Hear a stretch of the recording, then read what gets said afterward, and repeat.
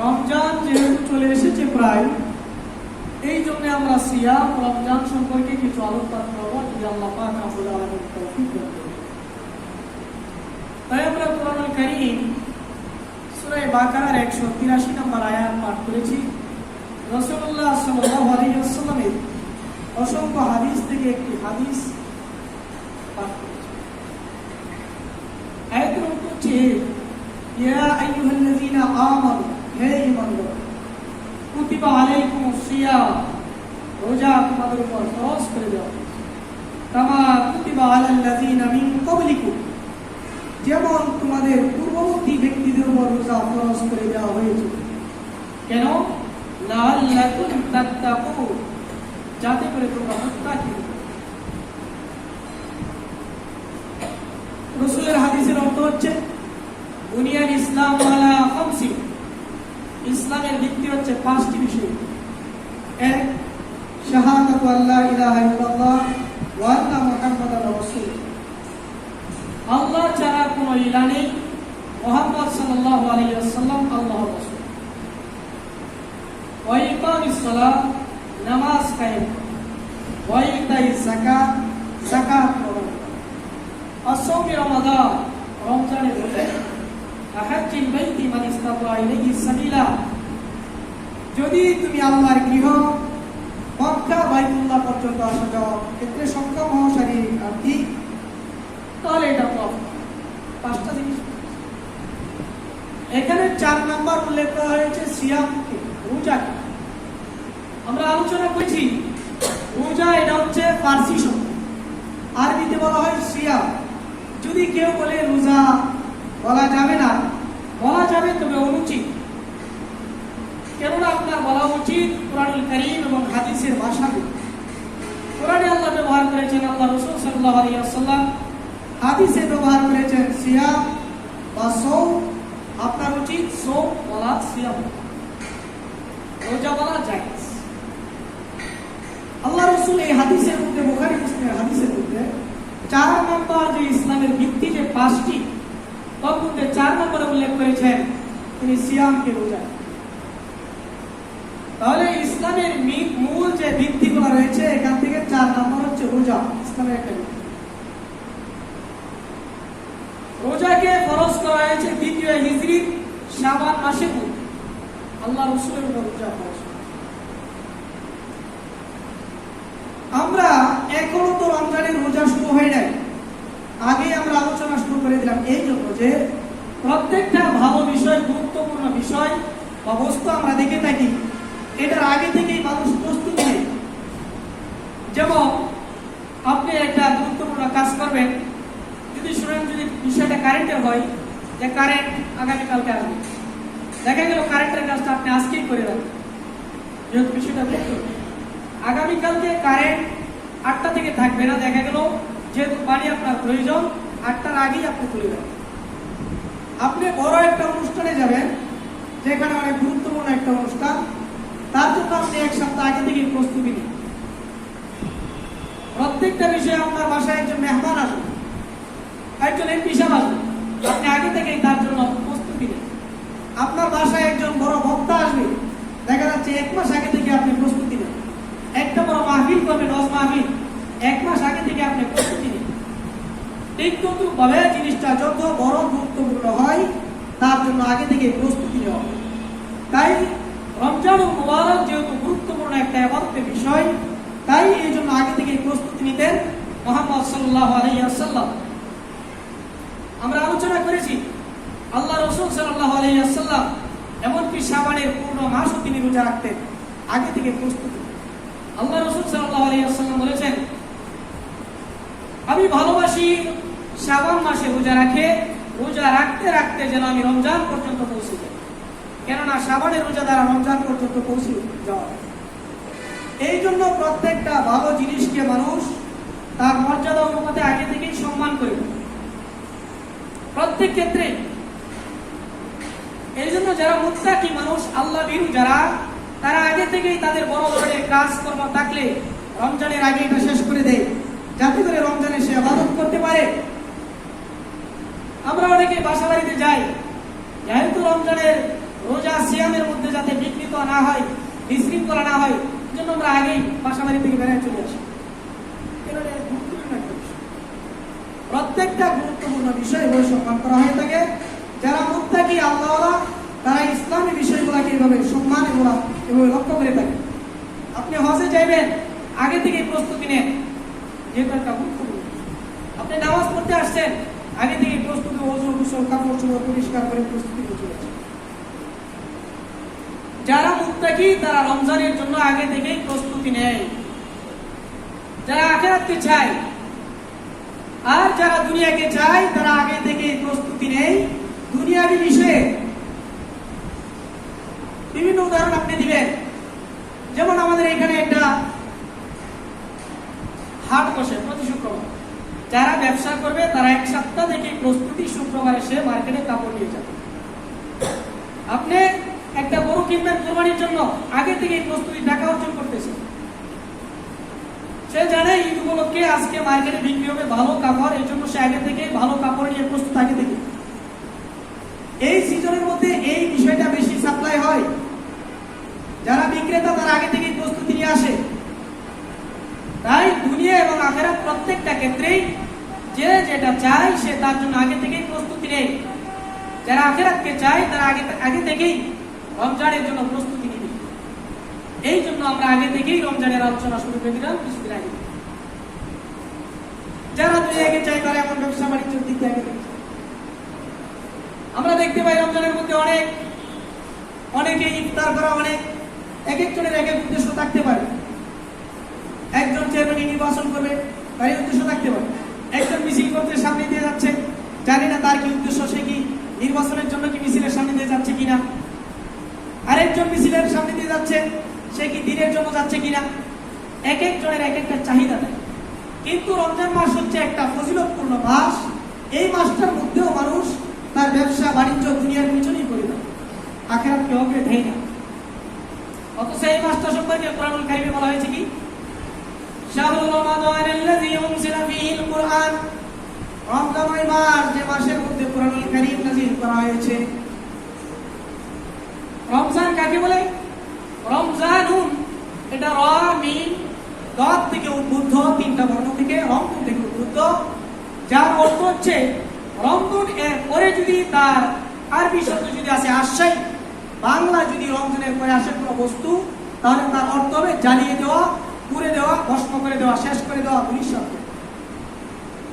এই রমজান এর পরে যদি আসে রজুলুন, আরবি শব্দ, বাংলা হচ্ছে যদি কোনো ব্যক্তি আসে তাহলে তার অর্থ হচ্ছে তাকে দুঃখ কষ্টে পৌঁছে দেয়। রমজান এরপরে যেহেতু আমল ইবাদত আসে, এই জন্য রমজানের অর্থ হচ্ছে এটা মানুষের গুনাহ খাতাগুলোকে পুড়িয়ে ছারখার করে দেয়। রমজানের অর্থ হচ্ছে মানুষের যত গুনাহ রয়েছে সবগুলোকে পুড়িয়ে ছারখার।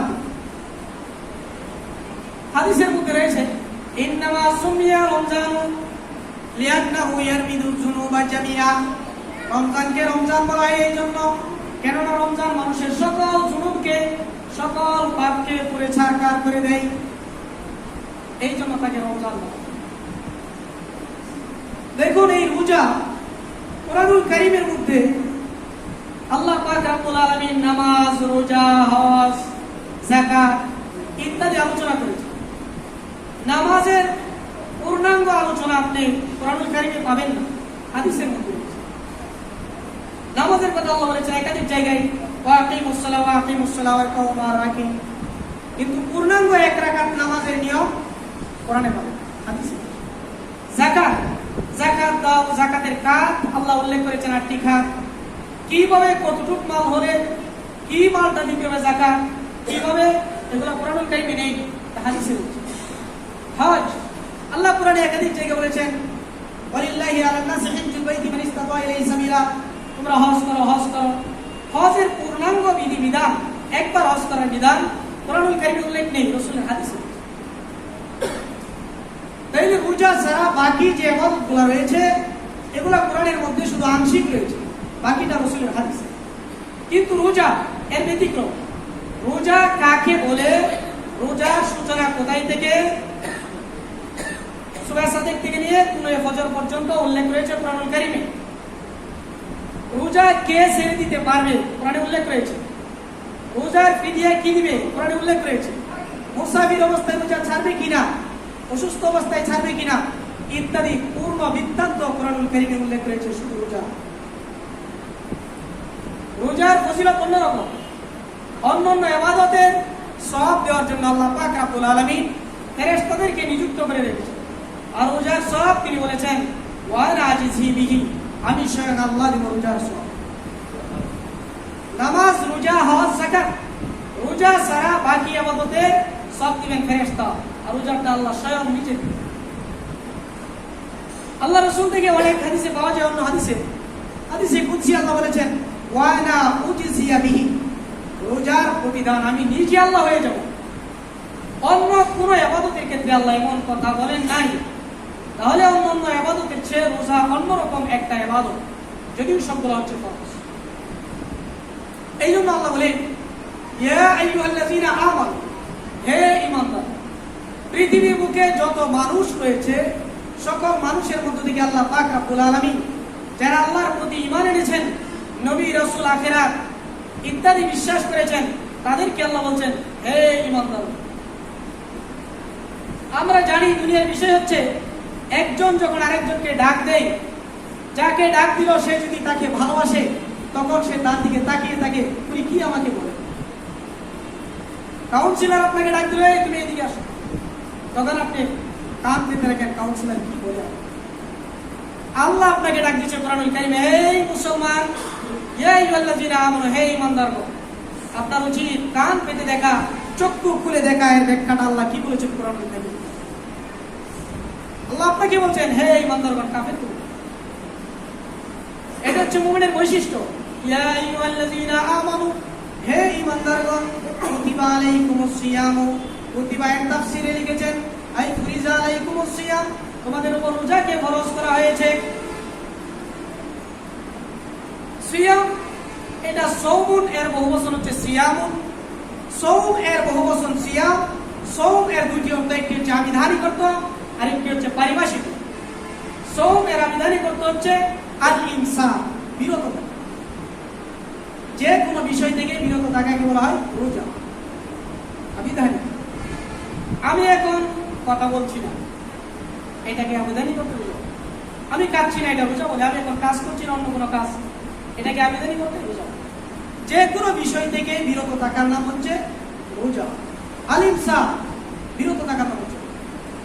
তবে আমরা বলেছি একাধিক দিন শরীয়তের মধ্যে গ্রহণযোগ্য হচ্ছে পারিভাষিক অর্থ। শরীয়তে কোনো বিষয়ের মধ্যেই আবিধানিক অর্থ গ্রহণযোগ্য নয়।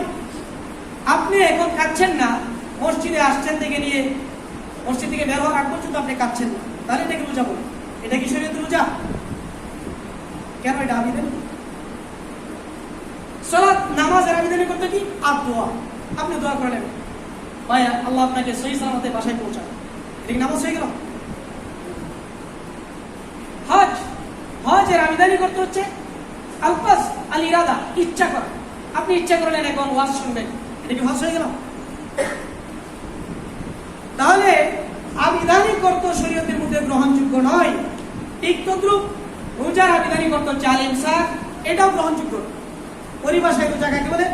আল ইমসাকু আনিস সালাসাত আশিয়া, তিনটা জিনিস থেকে বিরত থাকা। আনিল আকলি ওয়াশ শুরবি ওয়াল জিমাই মানিয়া, খাবার থেকে বিরত থাকা, পান থেকে বিরত থাকা, জিমা স্ত্রী সহবাস থেকে বিরত থাকা, মানিয়া নিয়ত সহকারে, মিন তুলুল ফজর, তুলে ফজর হওয়া থেকে, সুবহ সাদিক হওয়া থেকে নিয়ে ইলা গুরুবিশ শামস, সূর্য অস্ত যাওয়া পর্যন্ত, একে বলে রোজা। রোজা বলে সুবহ সাদিক থেকে নিয়ে সূর্য অস্ত যাওয়া পর্যন্ত রোজার নিয়তে তিনটা জিনিস থেকে বিরত থাকা, খাওয়া, পান করা, স্ত্রী সহবাস থেকে, এর নাম হচ্ছে রোজা। এটাই হচ্ছে শরীয়ত। কুতিবা আলাইকুমুস সিয়াম আই ফুরিজা আলাইকুমুস সিয়াম, তোমাদের উপর ফরজ করে দেওয়া হচ্ছে রোজাকে। কামা কুতিবা আলাল্লাযীনা মিন ক্বাবলিকুম, যেমন ফরজ করে দেওয়া হয়েছিল তোমাদের পূর্ববর্তী ব্যক্তিদের উপরে। লাআল্লাকুম তাত্তাকুন, যাতে করে তোমরা মুত্তাকি হতে পারো।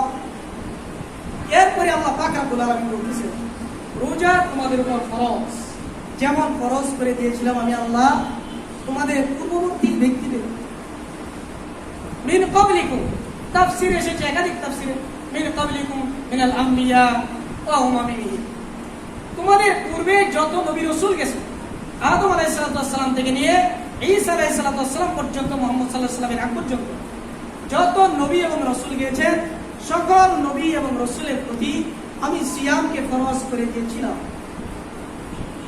ওয়া উমামিহিম, শুধু নবী রাসূলকেই দিয়ে ক্ষান্ত ছিলাম না, তাদের উম্মতগণকেও দিয়েছি।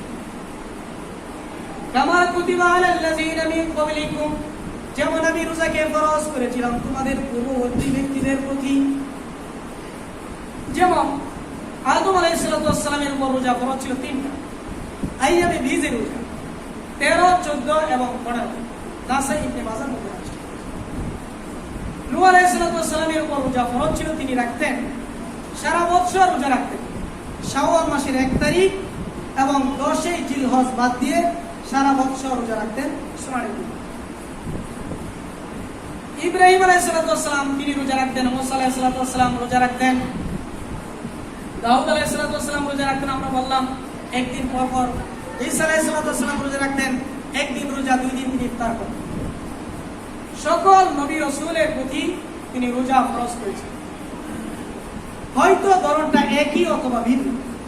যেরকম নাসারাদের প্রতি রোজা ফরজ ছিল 30টা, আমাদের মতোই। অন্যান্য নবী রাসূলগণের প্রতি রোজা ফরজ ছিল আমাদের মতো নয়, 1-2 ব্যতিক্রম। তবে হ্যাঁ, সকল নবী রাসূলের প্রতি রোজা ফরজ ছিল। আমাদের মতো যেমন নাসারাদের প্রতি ছিল 30টা, পরবর্তী সময়ে নাসারারা যখন শীত অথবা ঠান্ডা যখন আসে, তখন তারা এগুলো বেশি কষ্ট হয় মনে করে তারা বসন্তকালে নিজেদের উপর রোজাকে নির্ধারণ করে নেয়, তখন তারা 50টা রোজা।